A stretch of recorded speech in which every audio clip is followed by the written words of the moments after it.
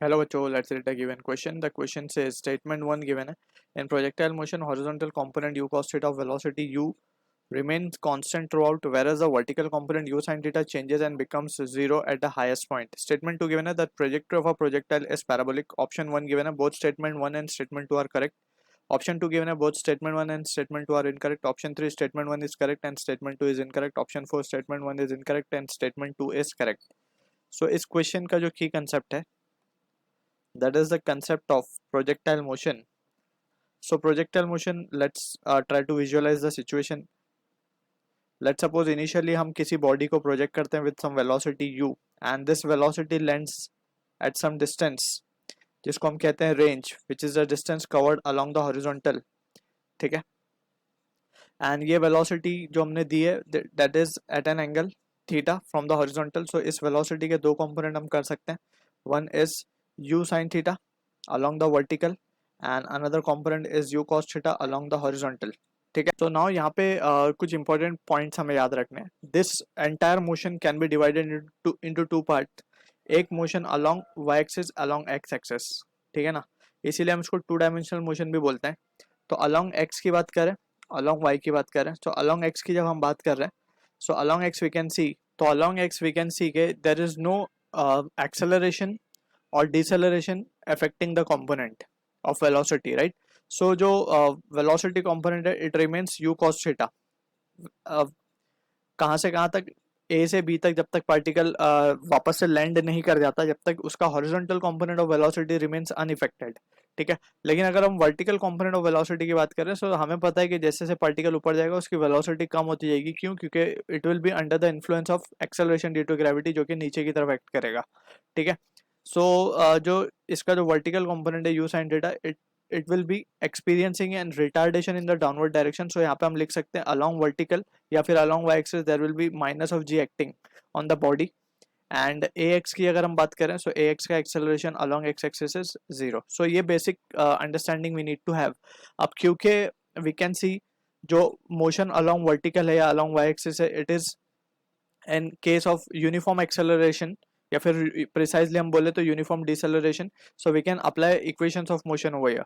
ठीक है, so with this basic understanding we can say कि हमें स्टेटमेंट 1 में बोला गया इन प्रोजेक्टाइल हॉरिजॉन्टल कंपोनेंट, तो u cos थीटा कहीं पे भी हम देख लें, यहाँ पे. तो अगर हम यहाँ पे देखें, जैसे अभी ये टॉप पॉइंट तो नहीं है, थोड़ा सा इसको पीछे की तरफ ड्रॉ कर लेते हैं यहाँ पे. तो यहाँ पे इसका एक हॉरिजॉन्टल कंपोनेंट होगा जो कि होगा u cos थीटा. सेम ही होगा यहाँ पे भी, अगर हम देखें तो it will B u cos theta only. कहीं पे भी जाएंगे वेलोसिटी का कंपोनेंट यहाँ पे भी आने के बाद वेलोसिटी का कंपोनेंट u cos थीटा ही रहेगा. ठीक है, so it will remain u cos theta. u cos theta remains same.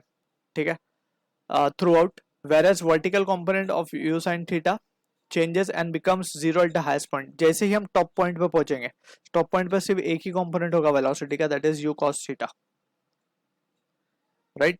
और यहाँ पे vertical component of velocity will become zero, क्योंकि यहाँ से अब इसके बाद से direction of velocity will keep on changing. यानी कि अब थोड़ा ये इंस्टेंट पे आएगा तो नीचे की तरफ थोड़ा सा कंपोनेंट आएगा. यहाँ पे along horizontal it will be again u cos theta only, लेकिन अलोंग वर्टिकल अब वेलोसिटी बढ़नी शुरू होगी, यहाँ पे और थोड़ी बढ़ेगी एंड फाइनली यहाँ पे आते आते ये u sin थीटा हो जाएगी वापस से. ठीक है, कुछ इस तरीके का सिचुएशन यहाँ पे क्रिएट होगा. तो यहाँ पे अगर टॉप पॉइंट पे देखेंगे तो vertical velocity that is u i will becomes zero, क्योंकि उसको आप डायरेक्शन चेंज करना है, तो velocity has to become zero over here. So we can say u sin theta at highest point या फिर मैक्सिमम हाइट बिकम्स जीरो. ठीक है, सो ये इसके साथ हम देख सकते हैं स्टेटमेंट 1 जो है हमारा करेक्ट आंसर होगा for this question.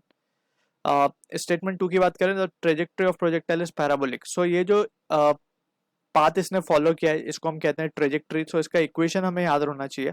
So equation अगर हम लिखें, so equation of trajectory we can write equation of trajectory, या बेसिकली जो पाथ बॉडी फॉलो करती है उसका एक्सप्रेशन दिया जाता है y equals to x tan theta minus of g x square upon two u square cos square theta. तो यहाँ पे अगर हम ध्यान से देखें तो थीटा तो कांस्टेंट है for a projection, right. So this is of the equation of the type y equals to minus of या फिर हम इसको सिंपली कहें तो x square is equals to minus of 4ay के टाइप का इक्वेशन है ये एक्स स्क्वायर वाला टर्म है हमारे पास, ये वाई वाला टर्म है, और ये इस तरीके का पैराबोला कैसा बनता है हमने देखा है, this is the parabola for this, right.